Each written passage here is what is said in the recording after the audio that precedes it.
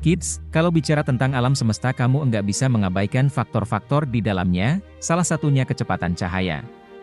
Yap, kecepatan cahaya jadi batas kecepatan yang diakui di alam semesta loh.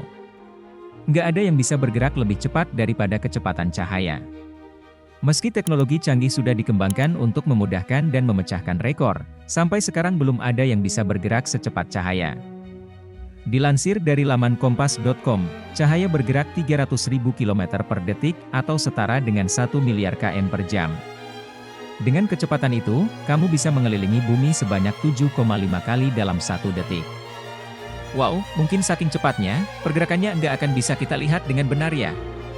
Kecepatan cahaya sangat luar biasa, bahkan jika jet yang bisa membawa penumpang ingin melakukannya juga, perlu waktu 2 hari loh. Upaya ular Roemer mengukur kecepatan cahaya dilakukan dengan mengamati satelit planet Jupiter Kit.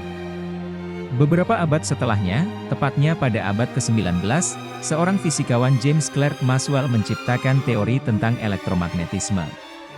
Kita akan diajak membayangkan jika kita benar-benar bisa bergerak setara kecepatan cahaya. Enggak jadi sebuah masalah bagi seseorang jika itu adalah sesuatu yang umum dilakukannya secara terus-menerus Kit. Yang terjadi adalah kita bahkan enggak akan menyadarinya kalau kita terbiasa bergerak dengan sangat cepat dalam hitungan detik. Namun, satu masalah yang mungkin muncul adalah akselerasinya. Kalau kita bergerak sangat cepat, ada risiko bahwa pergerakan itu bisa melukai bahkan membunuh orang yang melakukannya. Darah manusia mungkin akan mengalami gangguan fungsi kalau kita bergerak sangat cepat seperti cahaya. Gravitasi yang meningkat drastis ketika kita bergerak secepat cahaya, bisa menyebabkan masalah pada fungsi peredaran darah dari kaki ke kepala.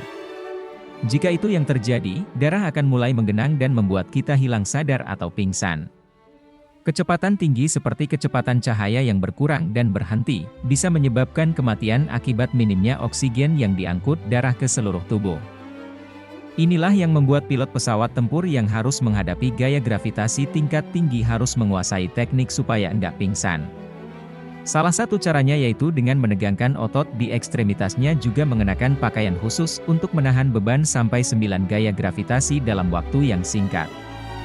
Manusia yang punya massa terbatas, enggak bisa bergerak melaju dengan kecepatan cahaya.